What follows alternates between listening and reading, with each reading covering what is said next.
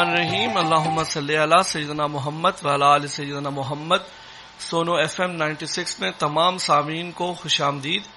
ہم راجن پور سے لے کے ٹی بی واہوا، تونسا، فورٹ منڈو، کھر سے لے کر ڈیرہ غازی خان کے تمام سامعین ہمارے ساتھ ہیں اور میں ہوں آپ کا ہوسٹ محمد حسین کامران.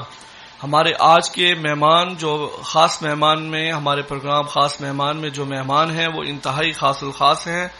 مسیحائی کے شعبے سے تعلق ہے ان کا، اور اس شعبے میں اللہ تعالیٰ نے ان کو وہ بہت عزت دی، وہ شہرت دی کہ جس کی ہمیشہ ہر آدمی طلبگار رہتا ہے خدا سے، لیکن اللہ تعالیٰ نے آپ کو وہ تمام نعمتوں سے نوازا جس کی خواہش ہر آدمی رکھتا ہے. میرے ساتھ موجود ہیں ڈاکٹر محمد سلیم اقبال صاحب. آپ ساؤتھ پنجاب کے پہلے یورالوجی اینڈوسکوپک سرجن تھے. آپ نے ڈی جی خان DHQ میں اس وقت جوائننگ دی جس وقت ڈیرہ غازی خان میں کوئی بھی سرجن، کوئی بھی فزیشین آنے کو تیار نہیں تھا.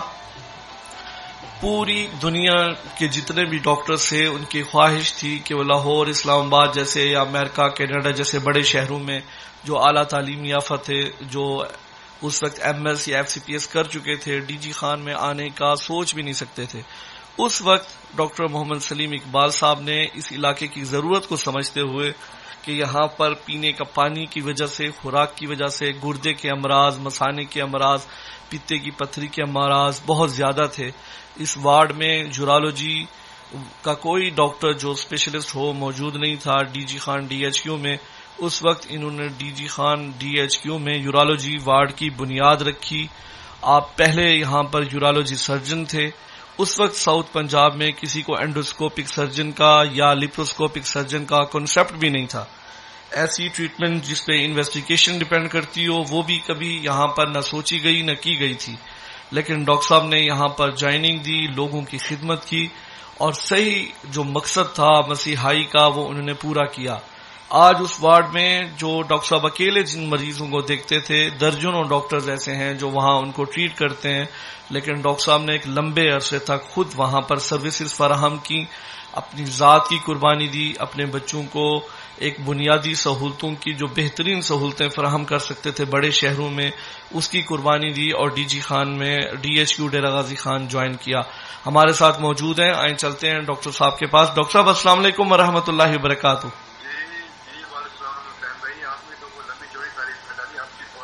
نہیں سر، آپ بہت کم کی ہے سر. ہم نے آپ نے جس طرح کی سروسز دی ہم ڈی جی خان کی عوام کی طرف سے آپ کا شکریہ ادا کرتے ہیں سر، اور ہم شکر گزار ہیں کہ آپ نے اس وقت سرو کیا ادھر. یہ میرا فرض ہے، میں آئی خان آف دی سائل، آپ کو پتا ہے میرا بھی اس علاقے سے تعلق ہے، تو یہ ہمارا فرض بھی بنتا تھا. نو ڈاؤٹ آپ جو فرما رہے تھے کہ یہاں اس دور میں کوئی آنا نہیں چاہتا تھا، لیکن میں نے ایک اللہ کی طرف سے ایک ہوا کہ اللہ نے مجھے ادھر بھیج دیا اور موقع ملا. خدا تعالیٰ جب بھی جاتے ہیں کسی بندے سے کسی علاقے میں خدمت لینی ہو تو وہ اللہ تعالیٰ ہی بھیج دیتے ہیں. تو میرا یہ خیال ہے کہ اس میں میرا کوئی کمال نہیں ہے، خدا تعالیٰ نے مجھے بھیجا اور یہ خدمت کا موقع دیا. بالکل سر، اللہ تعالیٰ موقع دے رہے ہیں خدمت کرنے کا. جس کو خدا تعالیٰ شرف دے یا جس کو خدا موقع دے، ہر کسی کو توفیق نہیں ملتی. آپ کو توفیق ملی لیکن آپ نے بہت اچھا پرفارم کیا. اس پر ہم اہل علاقہ کی جانب سے آپ کا شکریہ ادا کرتے ہیں.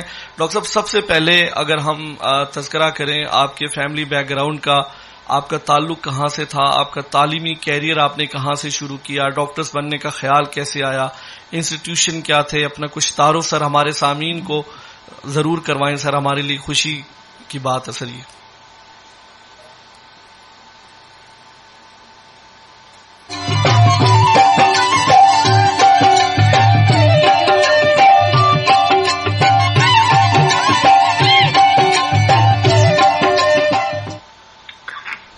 جی جناب ڈاکٹر صاحب کچھ تعارف سر اپنا اور اپنی فیملی کا، تعلیمی کیریئر کا ہمارے سامعین کے لیے. سر یہ پہلی دفعہ ہوگا کہ آپ کا تعارف ہمارے تمام سامعین تک پہنچے سر. آج 1985 میں مشتر میڈیکل کالج سے MBBS کیا تھا. 1993 میں میں نے PGMI لاہور سے پنجاب یونیورسٹی سے ماسٹر آف سرجری کیا. جی اس کے بعد لاہور میں میں تقریباً 9 سال وہاں کام کیا لاہور جنرل ہاسپٹل میں. اس کے بعد میں DHQ ڈیرہ غازی خان میں آ گیا تھا. یہاں میں نے 11 سال سرو کیا، 94 سے لے کے 2005 تک. پھر میں کچھ باہر چلا گیا 2-3 سال کے لیے.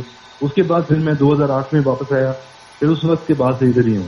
پھر میں نے 2016 میں پری میچور خود ہی ریٹائرمنٹ لے لی تھی. میری مطلب ایج تھی لیکن میں خود ریٹائرمنٹ لے لی تھی. میرے کچھ ڈومیسٹک مسائل تھے جس کی وجہ سے پھر اب میں یہیں پرائیویٹ سیکٹر میں سرو کر رہا ہوں. جی سر ماشاءاللہ اس وقت بھی آپ کا جو کڈنی سینٹر ہے یورالوجی ڈپارٹمنٹ کا، اس کی مثال اور کہیں نہیں ملتی ہمارے پورے جنوبی پنجاب میں.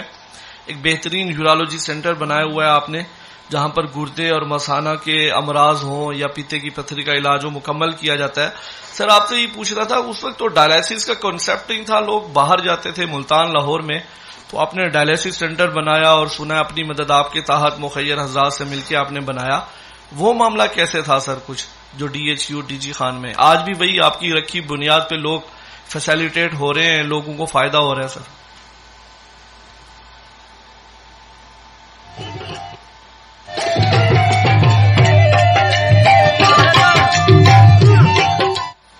سر یہ جو آپ نے یہاں پر ڈائلائسس سینٹر کی بنیاد رکھی DG خان DHQ میں اپنی مدد آپ کے تحت، اس کے بارے میں سر ہمیں کچھ بتائیے گا.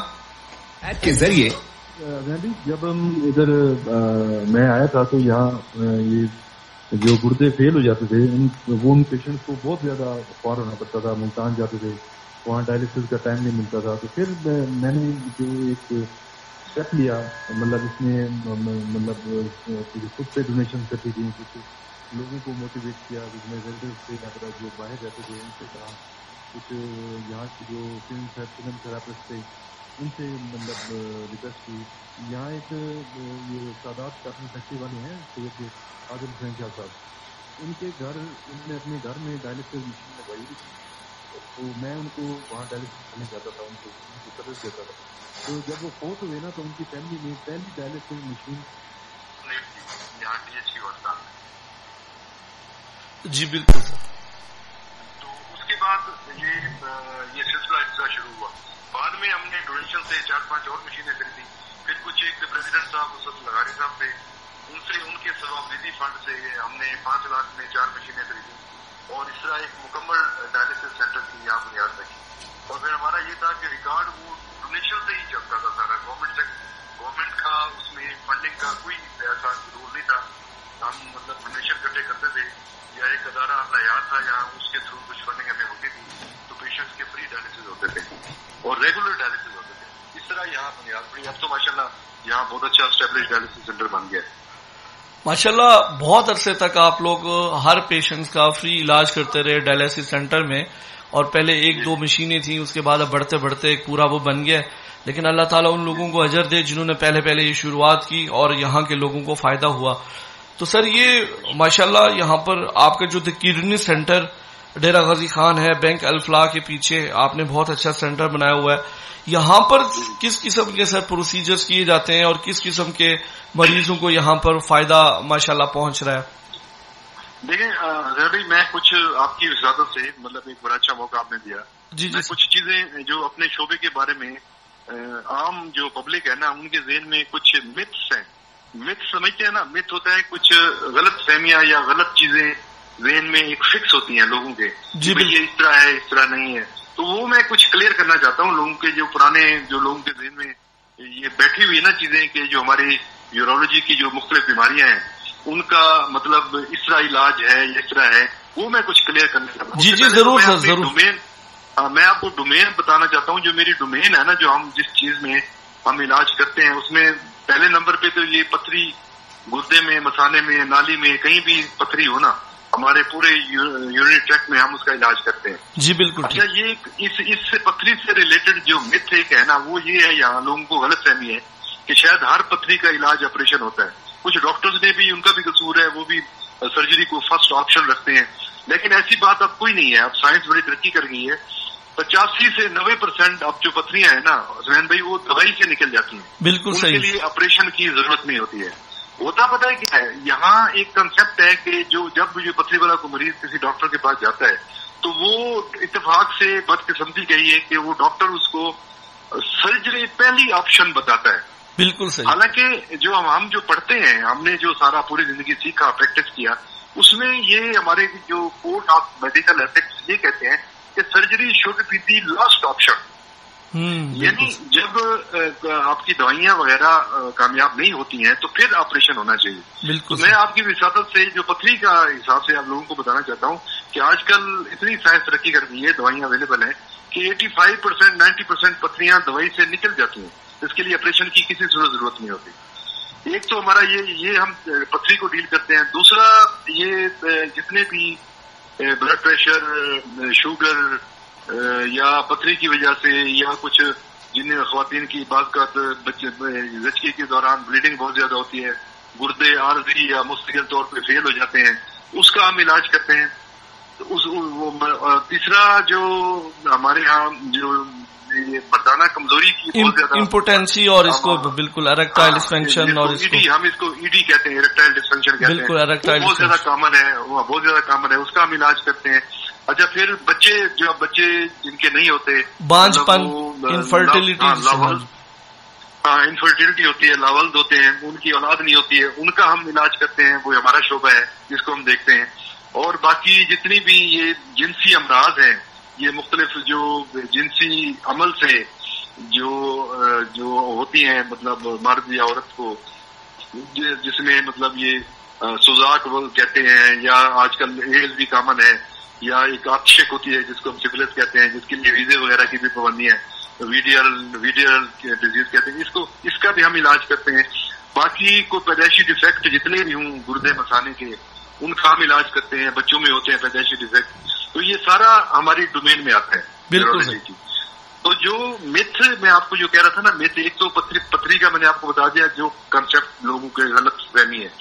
اچھا مردانہ کمزوری کے بارے میں غلط فہمی لوگوں کو ہے, ان کا خیال ہے کہ شاید اس کا علاج صرف حکیموں کے پاس ہوتا ہے. جی بالکل, لوگ سر بے انتہا جاتے ہیں اور بیچارے لٹتے ہیں ہومیوپیتھی کے پاس, ان کے پاس, حکیموں کے پاس. ہاں, جبکہ اس کا میڈیکل ٹریٹمنٹ میں ہے علاج ایلوپیتھک میں باقاعدہ طور پہ. سر یہ ہے ہی اس کا ایلوپیتھک میں. میں لوگوں کو مطلب آپ کی وساطت سے یہ پیغام دینا چاہتا ہوں کہ یہ کسی ایسے دواخانے کی طرف نہ جائیں جو لوگوں نے بڑے بڑے یہ بورڈ لگا کر لوگوں کو لوٹنے کا ذریعہ بنایا ہوتی ہے. یہ کیا ہوتا ہے, انٹرنیٹ بھرا پڑا ہے, مطلب اس پہ آپ کو یہ ٹریپ کرتے ہیں لوگ. اور میں کبھی بھی ان کے مطلب ان کو ٹریپ نہ ہوں, کبھی انٹرنیٹ سے آن لائن دوائیاں نہ منگوائیں, بہت زیادہ نقصان دیتی ہیں. اکثر اس کے گردے فیل ہو جاتے ہیں, پتہ ہوتا کوئی نہیں ہے ان کو. تو یہ ایک غلط کنسپٹ ہے کہ یہ جو اس کا جو مردانہ کمزوری کا علاج حکیموں کے پاس ہے یا دواخانوں کے پاس ہے. یہ ایک غلط فہمی لوگوں کو دور کرنی چاہیے. اچھا تیسری جو یہ غلط فہمی یہاں ایک بہت پائی جاتی ہے جو اولاد نہ ہونے کے حوالے سے, تو لوگ یہاں یہ کنسپٹ ہے, لوگ یہ سمجھتے ہیں کہ جو اکثر آپ نے لکھا ہوگا کہ یہ جو جلد کے ماہر امراض جو اسکن اسپیشلسٹ ہے نا, وہ ان میں بھی لکھا ہوتا ہے کہ امراض مخصوصہ کا لکھا ہوتا ہے. ایکچولی جو اسکن اسپیشلسٹ امراض مخصوصہ کو ڈیل کرتا ہے وہ صرف ان کی جلدی بیماریوں کو ڈیل کرتا ہے. بالکل ٹھیک. ان کا اریکٹائل ڈسفنکشن سے, مردانہ کمزوری سے یا بچے پیدا ہونے سے بالکل کوئی تعلق نہیں ہے. بالکل صحیح. ہمارے ایتھکس یہ کہتے ہیں. تو یہ غلط فہمی لوگوں کو دور ہونی چاہیے کہ اس طرح مطلب جو تاکہ وہ پراپر ڈاکٹر کے پاس مطلب جا سکیں اور پراپر اپنا علاج کرا سکیں, اور اپنے مطلب ٹائم بھی ان کا ضائع نہ ہو, پیسے بھی ضائع نہ ہو, اور ٹریپ نہ ہو مختلف لوگوں سے. بالکل ٹھیک ہے سر. یہ جو کہتے ہیں کہ ہمارے جو پتھری کے اسباب ہیں وہ پانی اور خوراک کی وجہ سے ہیں, کیا کچھ احتیاطیں ایسی ہیں جس سے ہم اس پتھری سے بچ سکیں, گردے کے ان امراض سے؟ یہ واقعی پانی کی وجہ سے ہوتے ہیں؟ جی نہیں, یہ بھی ایک غلط کنسپٹ ہے حسین بھائی. جی بالکل. ہمیں یہ پتھری جو مختلف تھیوریز ہیں کہ پتھری کیوں بنتی ہے, بہت ساری آج تک اس کی کوئی کنفرم تھیوری نہیں ہے, لیکن آج کل جو پوری دنیا میں تھیوری مانی جاتی ہے نا کہ پتھری بنتی کیوں ہے, وہ بڑی سمجھنے کی ضرورت ہے. جی بالکل. جس طرح آپ نے سنا ہوگا نا, جب کسی کو شوگر ہوتی ہے تو انسولین ختم ہو جاتی ہے ہمارے جسم میں, لبا انسولین بناتا ہے اور شوگر سنا ہے آپ؟ جی بالکل سر, ایسا ہی سنا. بالکل. تو اسی طرح اللہ تعالیٰ نے ہر بندے کے گردے میں کچھ کیمیکل رکھے ہیں جس کو ہم SFIs کہتے ہیں, اسٹون فارمیشن انہیبٹر کہتے ہیں. جی بالکل ٹھیک. تو جب کسی کو پتھری بننا شروع ہوتی ہے نا, تو وہ جو انہیبٹرز ہیں نا جو اللہ تعالیٰ نے گردے میں رکھے ہوئے 8-9 ہوتے ہیں, ان میں سے کچھ وہ کیمیکل ختم ہو جاتے ہیں ہمیشہ کے لیے, جیسا کہ انسولین ختم ہو جاتی ہے. بالکل ٹھیک ہے سر. اچھا جب وہ ختم ہوتے ہیں نا, تو گردہ کیونکہ ایک فلٹر ہے, وہ پھر ہر چیز فلٹر نہیں کر سکتا. ہر وہ چیز جب وہ ختم ہو جاتے ہیں، ہر وہ چیز جو گردہ فلٹر نہیں کر سکے گا وہ پتھری بنائے گی. بالکل. ہم جب کسی کو پتھری والا پیشنٹ آتا ہے، جب اس کو ہم کچھ ٹیسٹ کرا کے اس کو یہ بتاتے ہیں کہ آپ کا گردہ اب ساری زندگی یہ کیمیکل فلٹر نہیں کر سکتا، تو اس کے حساب سے آپ یہ پرہیز کریں تاکہ وہ کیمیکل آپ کے جسم میں نہ بنے گے نہ پتھری بنے گی. تو یہ کنسیپٹ ہونا کہ غذا سے، یا بعض لوگ ہمارے پاس پہاڑ سے آتے ہیں، پاکستان سے آتے ہیں، وہ یہ سمجھتے ہیں کہ شاید ہمارا پانی اس طرح کا ہم پیتے ہیں، گندا پانی پیتے ہیں، یا ہماری کلائمیٹ اس طرح کی ہے، ہمارے فضا اس طرح کی ہے، گرمی ہے یا پسینہ بہت زیادہ آتا ہے، ان کا یہ خیال ہے کہ اس سے بنی. یہ غلط ہے، غلط کنسیپٹ ہے. یہ ایک ملٹی فیکٹوریل ڈیزیز ہے، اس کے بہت سارے فیکٹرز ہیں، لیکن مین جو ڈیفیکٹ ہے نا وہ گردے کے اندر ہوتا ہے. بالکل. مطلب جو باہر کے فیکٹرز ہیں نا وہ کاؤنٹ کرتے ہیں، ان کا تھوڑا رول ہے، لیکن زیادہ رول ان کا نہیں ہے. زیادہ رول جو ہے نا وہ ہمارے اندر کی ڈیزیز کا ہے جو بندے کے گردے میں پیدا ہوتی ہے، اور یہ اکثر فیملیز میں چلتی ہے. آپ نے اکثر سنا ہوگا کہ بعض فیملیز میں یورک ایسڈ زیادہ ہوتا ہے. بالکل ٹھیک ہے. تو وہ یورک ایسڈ اگر بلڈ میں کچھ فیملیز میں زیادہ ہوتا ہے تو ان کو بھی یورک ایسڈ کی زیادتی کی وجہ سے مختلف مسائل کے علاوہ پتھری بھی بن سکتی ہے. وہ ایک ریزن ہے، مطلب ایک فیکٹر ہے. تو یہ ایک ملٹی فیکٹوریل ڈیزیز ہے، لیکن یہ کنسیپٹ بالکل صحیح نہیں ہے کہ صرف پتھری بنتی ہی اسی وجہ سے ہے کہ شاید ہم کم پانی پیتے ہیں یا غذا کا کوئی تعلق ہے. یہ غلط ہے. بالکل ٹھیک. سر شروع میں ماشاءاللہ آپ نے جیسے انویسٹیگیشن ٹریٹمنٹ شروع کی، لوگوں نے اعتراض کیے، اب تو لگتا ہے کہ تمام آپ کو فالو کر رہے ہیں. آپ کی بات اتنی سچی ثابت ہوئی کہ جب تک انویسٹیگیشن نہ ہو، آپ پیشنٹس کے ٹیسٹ وغیرہ نہ کروائیں تو تب تک آپ ٹریٹمنٹ لکھنا ہی فضول ہے. تو اب سر لوگوں کو اویئرنیس ہو گئی ہے جو آپ نے ماشاءاللہ دی ہے، لوگ اب فالو کر رہے ہیں اس کو؟ ہاں جی بالکل. جی ابھی آپ نے بڑا سینسٹیو، بڑا کہتے ہیں نا دکھتی رکھ پہ ہاتھ رکھ دیا. جی بڑا سینسٹیو کوشچن ہے. اس کا بڑا یہ ہے کہ دیکھیں جی ہم جو پڑھتے ہیں نا حسین بھائی، جی بالکل، ہم نے ماڈرن میڈیسن پڑھی ہے، ایلوپیتھک میڈیسن پڑھی ہے، ہم نے ظاہر ہے اس کو پریکٹس کرنا ہے نا. تو ہماری جو ماڈرن میڈیسن ہے وہ ایویڈینس بیسڈ ہے. بالکل، یعنی وہ ایویڈینس مانگتی ہے. جیسے آپ دیکھیں نا جو ہماری پبلک ہے وہ جب عدالت میں جاتی ہے تو مقدمہ کرتے ہیں، جی بالکل، تو کورٹ جو ہے نا ان سے کہتی ہے کہ آپ ثبوت لے کے آئیں، ایویڈینس لے کے آئیں. بالکل ٹھیک ہے. ٹھیک ہے نا جی. وہ پولیس والے تلاش کرتے ہیں، وکلا تلاش کرتے ہیں. تو ہماری جو ماڈرن میڈیسن ہے وہ ایویڈینس بیسڈ ہے. یعنی ہم جب مریض ہمارے پاس آتا ہے، میرا ایکسپیرینس ہے، میں اس سے بات کرتا ہوں، ہسٹری لیتا ہوں، اسے پوچھتا ہوں، پھر اس سے بات کرتا ہوں، تو مجھے 90% پتا چل جاتا ہے کہ اس کو کیا پرابلم ہے اپنے ایکسپیرینس اور ایک نالج کی بنیاد پہ. لیکن پھر ہم نے اس کو پروو کرنا ہوتا ہے کہ واقعی یہ چیز ہے، تب یہ انویسٹیگیشن کا جو رول آتا ہے. مطلب دیکھیں نا ایک چیز ہے، مطلب ہم نے اندازے سے کوئی دوائی لکھنی ہے، جیسے ہمارے جی پی حضرات ہیں، جنرل پریکٹیشنر ہیں، فیملی فزیشنز ہیں، وہ سارا کچھ یہ کرتے ہیں. اب تو انہوں نے بھی انویسٹیگیشن کرانا شروع، اچھی بات ہے کہ انہوں نے ایویڈینس دیکھنا شروع کر دیا ہے. ادروائز تو پہلے کبھی بخار ہوتا تھا تو وہ ملیریا، ٹائیفائڈ اور جو میادی بخار سب کی دوائیاں اکٹھے دے دیتے تھے. آج کل نہیں کرتے ہمارے ڈاکٹر، بڑا اچھا کرتے ہیں کہ وہ ڈائگنوزس کو ایک دو ٹیسٹ کرا کے دیکھ لیتے ہیں، ملیریا ہے، ٹائیفائڈ ہے کیا، اسی کی دوائی دیتے ہیں. تو ہمارا جو ماڈرن میڈیسن ہے وہ ایویڈینس بیسڈ ہے، وہ ایویڈینس مانگتی ہے. جب تک ہم ایویڈینس نہیں دیکھیں گے ہم کیسے کنفرم کریں گے. اور میں اچھا ایک اور چیز میں یہ بھی ایک غلط فہمی ہے. لوگ کہتے ہیں کہ یہ غریب آدمی ہے، آپ ان کے ٹیسٹ کرا لیتے ہیں، اتنے وہ فیس دیتا ہے، ٹیسٹ کرا لیتے ہیں تو غریب آدمی میں بوجھ ہے. وہ بالکل بوجھ نہیں ہے. میں کہتا ہوں غریب آدمی کو زیادہ ضرورت ہے کہ وہ ایک دفعہ ٹیسٹ کرا لے اور اپنی بیماری کا پورا علاج کرا لے اور کافی لمبے عرصے کے لیے بیماری سے فری ہو جائے. ادروائز تو وہ ٹیسٹ نہیں کرائے گا تو ہر تیسرے دن چوتھے دن وہ ڈاکٹر کے پاس جائے گا اور کئی سال جاتا رہے گا، کئی مہینے جاتا رہے گا، اس سے زیادہ خرچہ ہوگا اور ٹھیک بھی نہیں ہوگا، اس کی مزدوری بھی جائے گی، وہ سارا کچھ کرے گا. تو غریب آدمی کو یا امیر آدمی کو سب کو اس چیز کی ضرورت ہے کہ وہ پراپر تشخیص کر کے اپنا علاج شروع کرے. بالکل اندازے سے یا تکے سے نہیں. مطلب ہمیں کوئی کشف نہیں ہوتا، یا ہم وہ دور نہیں ہے کہ ہم قمیض سن کے ہم اس کا تشخیص کریں گے یا نفس دیکھ کے تشخیص کریں گے. بالکل وہ دور نہیں ہے. وہ نہیں، مطلب ہم نے ظاہر جو پڑھا ہے تو ہم اسی کو پریکٹس کریں گے نا حسین بھائی. بالکل بالکل. ایتھیکل پریکٹس ہماری بنتی ہی تب ہے جب ہم پورا ایویڈینس دیکھ کے ہم پھر دوائی لکھیں. سر آپ نے ماشاءاللہ یہاں بڑی اچھی روایات پیدا کی. یہاں پر جس وقت سرجن کام کرتے تھے ایک جنگ سی رہتی تھی اینستھیزیا ڈپارٹمنٹ میں، اور پرانے اینستھیزیا کے دوست یا جو اینستھیزیا ڈپارٹمنٹ کے ڈاکٹرز ہیں وہ کہتے ہیں جو عزت جو وقار ہمیں سرجن ڈاکٹر محمد سلیم اقبال صاحب کی جانب سے ملا کیا سرجن اور اینستھیزیا کی آپس میں ہم آہنگی ایک مطلب ضروری ہے سر بانڈ کہ ان کے بغیر ایک بہترین سرجری نہیں ہو سکتی؟ ایک بہترین وارڈ، مطلب آپ کا تو بہت ایکسپیرینس ہے سر، آپ کی تو اس معاملے میں بہت تعریف کی جاتی ہے ماشاءاللہ.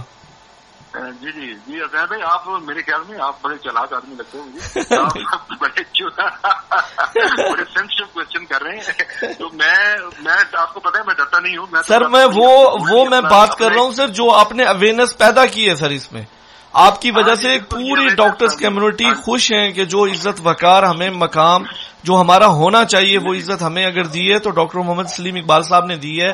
اور ہمارے ڈپارٹمنٹ کی میں نے سینئرز کے ان سے سنا ہے ماشاءاللہ، آپ نے بہت، اللہ تعالیٰ آپ کو اور عزت دے اور شہرت دے. تو جی سر، بڑی یہاں پرانی کہانی ہے، بڑی لمبی کہانی ہے. جب میں 94 میں آیا تھا تو یہاں اپنی جب سرجری شروع کی تو مجھے پتا چلا کہ انستھیزیا اور سرجن اور انستھیزسٹ ایک چیز ہوتے ہیں. مجھے کہا گیا کہ آپ خود سپائنل لگا دیں، ٹیکا لگا دیں، آپریشن کریں. میں نے کہا جی نہیں، یہ آپ نے انستھیزسٹ یہاں بیٹھے ہیں، ان کا کیا کام ہے؟ وہ آتے نہیں تھے. بالکل ان کو بھائی وہ اپنی مرضی سے آتے تھے. ہماری لسٹ 8 بجے شروع ہو جاتی تھی، وہ 11 بجے آ رہے ہیں، کہتے ہیں سرجن خود لگائے گا.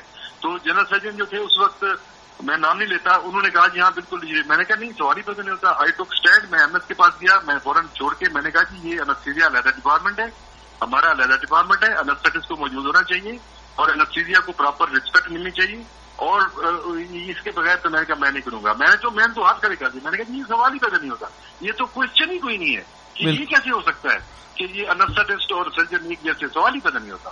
کوئی اتفاق سے مطلب میں کچھ مطلب سینسٹیو اس میں نہیں جانا چاہتا. کچھ ایسی چیزیں تھیں، کوئی اکڑ پروی تھی اس دور میں، مطلب وہ کچھ فیملی کے لوگ تھے جو انستھیٹسٹ بھی تھے، سرجن بھی تھے، تو وہ ان کو یہ بات اچھی نہیں لگی. لیکن میں نے اسٹینڈ لیا، آئی ٹک اسٹینڈ. مجھے یاد ہے اس دور میں حقدار درانی صاحب، رشید گرجانی صاحب بڑی مشکل میں تھے. ان کو بڑا پرابلم ہوتا تھا کہ انستھیزیا کو. میں ایک واحد سرجن تھا جو میں نے ان کے ساتھ کھڑا ہوا اور ہم نے فائٹ کیا، کئی سال فائٹ کیا. ہم نے کہا کہ انستھیزیا ایک علیحدہ ڈپارٹمنٹ ہے، یہ ایک علیحدہ انٹیٹمی ہے، ان کو علیحدہ ریسپیکٹ ملنی چاہیے. اور یہ تو سر بھائی گورنمنٹ سیکٹر میں ہے نا. اچھا پرائیویٹ سیکٹر کی میں آپ بتا رہا ہوں. پرائیویٹ سیکٹر میں انستھیٹسٹ کو اتنے برے طریقے سے اور اتنا کم پے کیا جاتا تھا. بالکل. مطلب وہ ایک جیسے کوئی بندہ مطلب وہ کیونکہ یہ تھوڑا سا ڈیپینڈنٹ ہو جاتا ہے نا جاب، جیسے او ٹی ٹیکنیشین کو پیسے دیے جاتے ہیں سر، ویسے اس انداز میں. ہاں جی جی. وہ جو سرجن حضرات تھے وہ ان کو مطلب ایک جیسے ہوتا ہے نا بندہ ایک رازق سمجھ لیتا ہے اپنے آپ کو، اللہ رحم کرے، رازق اللہ تعالیٰ کی ذات ہے. تو وہ اس لحاظ سے ان کو مطلب ایک لو پے، بہت لو پے کرتے تھے انستھیٹسٹ کو. لیکن میں نے انہیں مطلب اپنے پلیز کو میں نے مطلب سمجھایا، ان کو کنونس کیا، کرنے کی کوشش کی. میں اس کا طریقہ بھی ہوتا ہے نا کہ سب سے پہلے آپ خود اچھا پے کریں. مطلب آپ یہ میں آپ کو ایک چھوٹی سی مثال دیتا ہوں کہ جس دور میں جب میں آیا تھا، اگر کسی انستھیٹسٹ کو اسکول 500 دیا جاتا تھا تو میں نے ان کو 5000 دینا شروع کیا. بالکل اتنا ڈفرینس، مطلب یہ جب اتنا ڈراسٹک ڈفرینس دیکھا پرائیویٹ سیکٹر میں تو بڑے ناراض ہوئے سارے میرے خلاف. بہت ساری مطلب لوگوں نے اپلیکیشن بھی میرے خلاف کئی سال آتی رہی کہ مطلب یہ بندہ ٹھیک نہیں ہے. اللہ تعالیٰ نے سر آپ کو ہمیشہ عزت دی. جتنے بھی کوئی مخالف آئے یا کچھ حاسدین آئے، اللہ نے ہمیشہ آپ کو عزت سے نوازا. سر یہ ماشاءاللہ دی کڈنی سینٹر میں تعارف کراتا چلوں. دی کڈنی سینٹر بلک سروس سٹی بینک الفلا والی گلی میں ہے اور بہت اچھا سینٹر ہے. یورولوجی کے حوالے سے جتنے بھی لوگوں کو گردے، مثانہ، پتھری کا مسئلہ ہو، یہاں پر اس ہاسپٹل میں خاص بات جو کی جاتی ہے وہ یہ ہے کہ آپریشن سے اوائڈ کیا جاتا ہے. پہلے میڈیکل ٹریٹمنٹ کے ذریعے سے 99% آپ کی سٹون، آپ کی پتھری، آپ کے انفیکشن کو ختم کیا جاتا ہے. اس کے بعد اگر کہیں ضرورت ہو تو ڈاکٹر صاحب انتہائی سیف سرجری کرتے ہیں، اینڈوسکوپی کے ذریعے سے، لیپروسکوپی کے ذریعے سے. اور الحمدللہ اللہ تعالیٰ نے آپ کو شفا دی آپ کے ہاتھ میں. اور جتنے بھی پیشنٹس آتے ہیں آپ کے، وہ نسل در نسل ہمارے لورالائی رکھنی سے لے کے بارکھان، راجن پور، رجحان، جامپور، فاضل پور، تونسا، واوا، ٹی بی، کسانی، ہر طرف سے آپ کے ماشاءاللہ صرف آپ کے یہ نہیں کہ وہ آپ کے پیشنٹس ہیں، فیملی ممبرز کی طرح ڈاکٹر صاحب کو مانتے ہیں اور پراپر کئی نسلوں سے آپ سے علاج کروا رہے ہیں اور مکمل علاج الحمدللہ. دا کڈنی سینٹر بہت اچھا ایک واحد یورولوجی سینٹر ہے جو ٹی جی خان میں بہت کامیابی سے چل رہا ہے. ڈاکٹر صاحب ہمارے ساتھ موجود ہیں الحمدللہ. بہت اچھا انہوں نے اپنے بارے میں، اپنے سینٹرز کے بارے میں اور یورولوجی کے بارے میں بتایا. ڈاکٹر صاحب یہ آج کل جدید ٹیکنیکس آئی ہوئی ہیں، سی پی این ایل ہے ہاسپٹل میں، اس کے پروسیجرز بھی ہو رہے ہیں اور رحیمیار خان میں بہت اچھا سینٹر ہے لیتھوٹریپسی کا، جو ڈی جی خان میں شاید ابھی نہیں ہے اور ابھی پرووائڈ نہیں کیا گیا. یہ بھی پتھری کو اور کڈنی میں سپورٹ کرتے ہیں سر یہ پروسیجرز؟ ہاں دیکھیں جو جتنے بھی ماڈرن آپشنز ہیں نا، جتنے بھی ٹریٹمنٹ آپشنز ہے، دنیا یہ ماڈرن ہو رہی ہے تو نئی نئی چیزیں آتی ہیں. لیکن ایک چیز اس کے بارے میں بھی ایک مت ہے، جو ایک غلط فہمی ہے، وہ عام پبلک کو اس کا پتہ ہونا چاہیے. مطلب یہ میں آپ کی وساطت سے میں یہ کچھ چیزیں سمجھانا چاہتا ہوں پبلک کو کہ جتنی بھی نئی یہ آپشن آتے ہیں نا، جتنے بھی نئے اکوپمنٹ آتے ہیں، یہ ویسٹرن ورلڈ میں بنتے ہیں. تو وہ ادھر ہمارے پاس بھجواتے ہیں، وہ خود اس کو پریکٹس کرتے ہیں، ہمارے پاس بھجواتے ہیں. ان کی یہ کوشش ہوتی ہے کہ یہ استعمال ہوں. سمجھ آ گئی نا؟ جی بالکل. تو استعمال ہونے میں بھی ان کی رننگ جو ان کی چیزیں ان کے ڈسپوزیبل آئٹمز ہوتے ہیں وہ بکتے ہیں، سارا کچھ ہوتا ہے. تو میرا اس میں یہ شدید قسم کا اختلاف ہے کہ وہ جتنی بھی ماڈرن آپشنز ہیں وہ اس وقت استعمال ہوں جب ان کی ضرورت ہو، جب علاج کی ضرورت نہ رہے یا انفیکشن بڑھ جائے. بالکل صحیح. جی ہاں جی. اچھا جب ضرورت نہ ہو، مطلب اس کی ضرورت ہو تو میرا یہ جو جتنے بھی پی سی این ایل آپ نے بات کی، یہ جو سوراخ کر کے اس کو ایک بڑے انسین سے بچا لیتے ہیں ہم، جو یہ تکنیک بتائی جاتی ہے بڑی اچھی تکنیک ہے. لیکن اس کے بارے میں لوگوں کو یہ بھی بتانا چاہیے کہ اگر کوئی بندہ ڈاکٹر کو یہ بتانا چاہیے جو یہ کرنے والا ہے کہ بھائی جب ہم پی سی این ایل کرتے ہیں، آپ کو 1.5 گھنٹے کا 2 گھنٹے کا جو پروسیجر ہے اس میں ایکس رے ریڈیشن جاتی ہے. بالکل صحیح. آپ اصل بھی آپ نے دیکھا ہوگا جب ہم سادہ ایکس رے کراتے ہیں 1 سیکنڈ کے لیے ریڈیشن جاتی ہے اور اس کے اتنے نقصانات ہیں. بالکل سمجھا گی نا؟ تو اب ایک پی سی این ایل ہم کر رہے ہیں، اس کے لیے آپ گھنٹہ 1.5 گھنٹہ ڈاکٹر نے خود تو وہ پروٹیکٹیو وہ پہنی ہوتی ہیں اور پیشنٹ کو ہم ایکسپوز کرتے ہیں گھنٹہ 1.5 گھنٹہ 2 گھنٹے کانسٹنٹ. آپ کو وہ جو فلوروسکوپک ریڈیشن آپ کی ایکس رے کی جا رہی ہوتی ہے جس سے آپ کر رہے ہوتے ہیں. جی بالکل. تو یہ اس کے بہت زیادہ ہیزرڈز ہیں. مطلب اس میں کنورژن سرجری جیسے مطلب وہ پی سی این ایل اکثر بلیڈنگ ہو جاتی ہے اور پیشنٹ سے ہم لکھوا لیتے ہیں کہ اگر آپ کو پرابلم ہوا تو ہم اوپن کر دیں گے. تو کنورژن سرجری کا ریٹ اس میں بہت زیادہ ہے، کنورژن ہو جاتی ہے تو ہو نہیں سکتا. اور سب سے بڑی پیچیدگی اس آپریشن کی جو ایک سوراخ والا ہے اس کی یہ ہے کہ اس سے پتھری پوری نکلتی نہیں ہے. بالکل. اس میں مطلب اسٹون پارٹیکلز رہ جاتے ہیں، اس میں جو باقی رہ جاتے ہیں وہ پوری طرح نہیں واش ہو پاتے. باقی نہیں، بہت زیادہ بعض کا کافی بڑی بڑی پتھریاں رہ جاتی ہیں. تو دیکھیں نا، اگر سرجن ایک آپریشن پی سی این کر رہا ہے، بلیڈنگ ہو گئی ہے تو وہ اس کو دکھتا ہی کچھ نہیں ہے، اس کو مجبوراً مریض کی زندگی بچانے کے لیے آپریشن درمیان میں چھوڑنا پڑتا ہے. بالکل صحیح. تو یہ ایک ہیزرڈ ہمارے ہاں مطلب ڈاکٹرز نہیں بتاتے. باہر کے ملکوں میں ڈاکٹر ہر چیز ایکسپلین کرتے ہیں. ہمارے ہاں پیشنٹ کو یہ چیزیں پتا ہونی چاہیے تاکہ پیشنٹ خود آپٹ کرے کہ میں نے اس طریقے سے یہ کرانا ہے آپریشن. مطلب اس کا چوائس ہونا چاہیے، اس کو پتا ہونا چاہیے کہ یہ اس کے ہیزرڈ ہیں، یہ اس کے نقصانات ہیں، یہ فائدے ہیں. اس طریقے سے جو مطلب میں مریض ہمیں چوز کرنے بتایا کہ مجھے یہ طریقہ کر دیں. تو یہ مسئلہ جتنی بھی نئی ماڈرن ہمارے جتنے گیجٹس آ رہے ہیں وہ ایک یہ نہیں ہے کہ وہ کوئی پرانے چیزوں کو ریپلیس کر رہے ہیں یا 100% وہ ہر پتھری کے لیے وہ سوٹیبل ہے. نہیں، غلط ہے. جو لتھوٹریپسی ہے جس کو عام طور پہ لیزر کہا جاتا ہے یا شعاعیں کہتے ہیں، مشین لگاتے ہیں ٹیبل پہ لٹا کے، وہ بھی ہر پتھری نہیں توڑ سکتی. بالکل. اس کا ایک چوائس آف اس کو سلیکشن آف کیس ہوتی ہے، وہ کچھ پتھریاں توڑ سکتی ہے. اس طرح پی سی این ایل بھی ہر پتھری کے لیے پی سی این ایل ٹھیک نہیں ہے. تو یہ ایک پتہ یہ بڑا ہونا بڑا ضروری ہے. جتنے بھی ماڈرن گیجٹس آ رہے ہیں وہ جتنے بھی آ رہے ہیں وہ ہر وہ پوری پتھریوں کا یا پوری بیماریوں کا علاج نہیں ہوتے. اس میں ایک ڈاکٹر کو آنیسٹلی چوز کرنا چاہیے پیشنٹ کو ایکسپلین کر کے. اور میں سمجھتا ہوں کہ سرجری کی جو چوائس ہے اس میں پیشنٹ کی جو اویئرنیس اور اس کا چوائس لازمی پتہ ڈاکٹر کو سمجھا کے پتہ کرنا چاہیے کہ بھئی آپ اس کے لیے مطمئن ہیں، آپ یہ ہم چیز کر رہے ہیں، اس کے یہ نقصانات ہیں، یہ فائدے ہیں، تو آپ بتائیں کہ کیا ہم یہ کریں، آپ پروسیجر کریں یا نہ کریں. یہ چیز لیکنگ ہے ہمارے یہاں یہ نہیں کی جاتی ہے، مطلب بالکل نہیں کیا. بالکل. اور یہ نہیں ہونا چاہیے. بالکل سر. اور اس کے لیے پیشنٹ کے لیے بہترین یہی ہے کہ وہ ادویات کے ذریعے سے اپنا مکمل اگر بہترین علاج ہے تو وہ ادویات کے ذریعے سے ممکن ہے. الحمدللہ.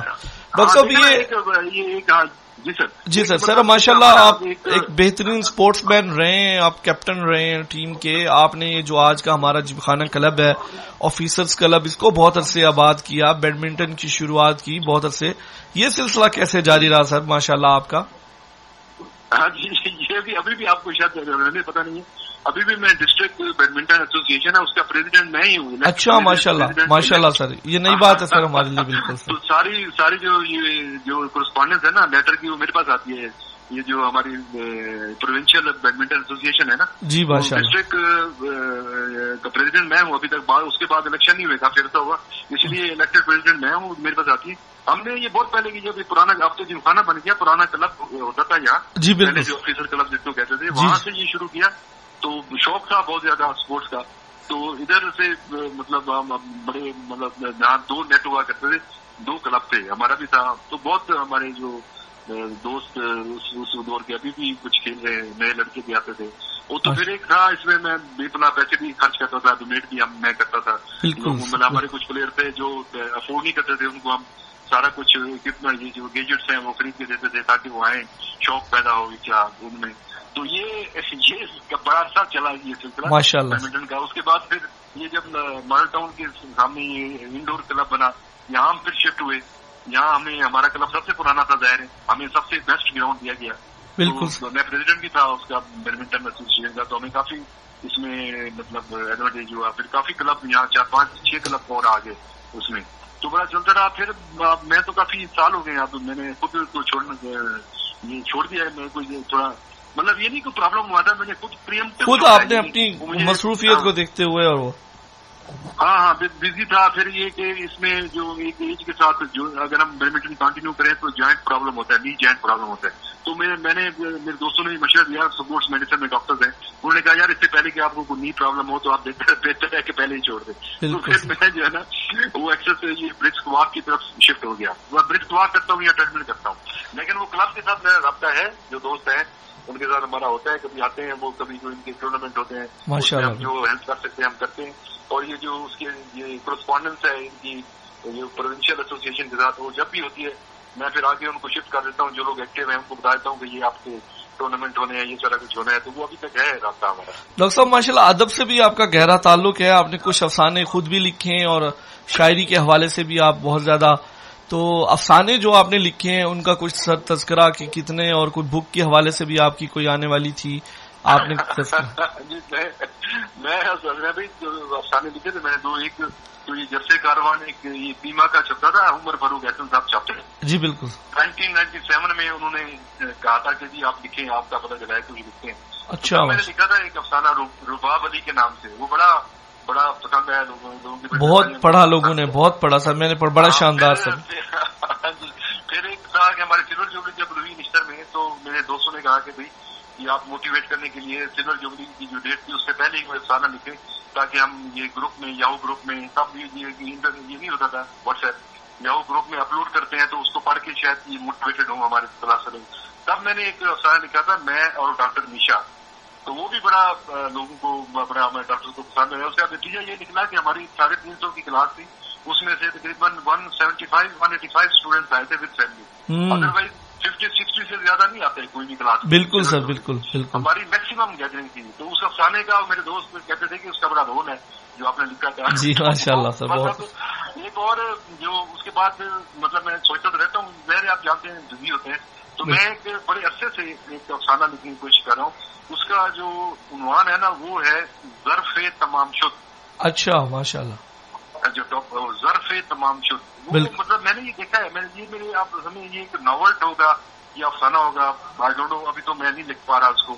تو یہ ہے کہ میرا یہ پوائنٹ آف ویو میں نے زندگی میں دیکھا ہے کہ جو بندہ کوئی بھی کسی بندے سے آپ ملتے ہیں نا, جو اس کا جو پرسنالٹی امپیکٹ ہوتا ہے وہ اس کے ظرف کو ظاہر کرتا ہے. بالکل صحیح ہے. اور ظرف جو ہوتا ہے وہ ان بورن ہوتا ہے, بالکل آپ کا وراثتی ہوتا ہے, آپ کو وراثت سے ملتا ہے. بالکل صحیح. اس چیز کو میں پروو کرنے کی کوشش کروں گا اس میں, اور یہ پرووڈ ہے. مطلب آپ کو میں مطلب یہ کہ ظرف تمام شد کا مطلب یہ ہے کہ سارا کچھ آپ کی پرسنالٹی میں, آپ کی شخصیت میں ہوتا ہی آپ کا ظرف ہے, بالکل وراثتی ہے. بالکل صحیح. وہ آپ کی کوئی تعلیم, میں کہتا ہوں کہ جو آپ کا ظرف ہے نا, اس کو کوئی تعلیم, کوئی تربیت, کوئی ڈگری, کوئی آپ کے بیوروکریٹک عہدہ, کوئی آپ کا جو پولیٹیکل عہدہ, کوئی آپ کچھ بن جائے, آپ کا ظرف چینج نہیں ہو سکتا. یہ ایک جو اس پہ میں لکھنا چاہتا ہوں لیکن مجھے ٹائم نہیں مل رہا، لیکن کبھی ہو سکتا ہے مکمل سر ضرور بالکل سر، آپ کے جو آپ سے پیار کرنے والے آپ کے فینس ہیں وہ بڑے انتظار میں ہیں سر۔ آپ کا بہت شکریہ، آپ نے بڑا قیمتی ٹائم اپنا دیا سر ہمیں، ہمارے سونو ایف ایم 96 کے لیے اعزاز کی بات ہے سر۔ آپ کو بہت بہت مبارک، ڈی جی خان میں ہمارا یہ نیٹ ورک شروع ہوا ہے سر، سونو ایف ایم 96۔ انشاءاللہ یہ آپ کا ہماری عوام کا ہے سر ریڈیو اسٹیشن، اور سر آپ کا بہت بہت شکریہ سر، بڑی مہربانی سر۔ جی آپ کی بہت مہربانی، آپ نے یاد کیا، بہت مہربانی سر۔ ہمارے ساتھ موجود تھے ڈاکٹر محمد سلیم اقبال صاحب، دی کڈنی سینٹر ڈیرہ غازی خان کے یہ سی ای او ہیں ماشاءاللہ، وہاں پہ سرجن ہیں، فزیشین ہیں، بہت اچھا وہاں پر علاج کیا جاتا ہے گردے کی پتھری کا، مثانے کی پتھری کا، پیتے کی پتھری کا۔ بینک الفلاح کے پیچھے والی گلی میں، ملک سرور سٹی میں، یہ بالکل ایک بہت واضح لوکیشن پہ دی کڈنی سینٹر موجود ہے، اور ہمارے اس کے جو ہیڈ ہیں ڈاکٹر محمد سلیم اقبال صاحب، وہ ہمارے موجود تھے، ہم ان کا بہت بہت شکریہ ادا کرتے ہیں، اور ہمارے سامعین نے یہ پروگرام سنا، ان کو بہت بہت شکریہ، بہت مہربانی۔